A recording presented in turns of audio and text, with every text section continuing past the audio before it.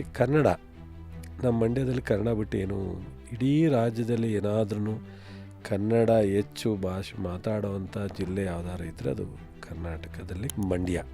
So ಕರ್ನಾಟಕಕ್ಕೆ ಒಂದು ರೀತಿ ರಾಜಧಾನಿ ಬೆಂಗಳೂರು ಇದ್ದರೆ, ಮೊದಲು ಮೈಸೂರಿತ್ತು, ಆಮೇಲೆ ಬೆಂಗಳೂರು ಆಯಿತು. ಬೆಂಗಳೂರು ಅಂದರೆ ಕನ್ನಡಕ್ಕೆ ರಾಜಧಾನಿ ಯಾವುದು ಅಂತ ಅಂದರೆ ಅದು ಮಂಡ್ಯ ಅಂತಲೇ ಹೇಳ್ಬೋದು. ಇನ್ನು ಯಾರು ಬೇಕಾದ್ರೂ ಕೇಳಿದ್ರು ಮಂಡ್ಯಕ್ಕೆ ಅಷ್ಟೊಂದು ಕನ್ನಡದ ಒಂದು ಸಾಹಿತ್ಯ ಕ್ಷೇತ್ರಕ್ಕೆ ಮತ್ತು ಪರಂಪರೆ ಇದೆ. ಸಾಕಷ್ಟು ಸಾಹಿತಿಗಳಿದ್ದಾರೆ.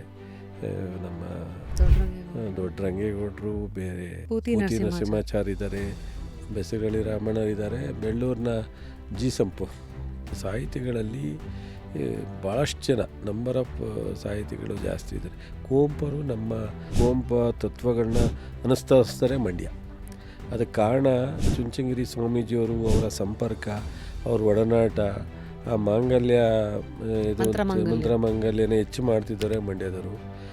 ಈ ರೀತಿ ಜಿ ಸಂಪು ಇದ್ದರು, ನಮ್ಮಲ್ಲಿ ಬೆಸಗಳಿ ರಾಮಣ್ಣ ಇದ್ದರು, ಕೆ ಎಸ್ ನರಸಿಂಹಸ್ವಾಮಿಯವರು, ಮೈಸೂರು ಮಲ್ಲಿಗೆ.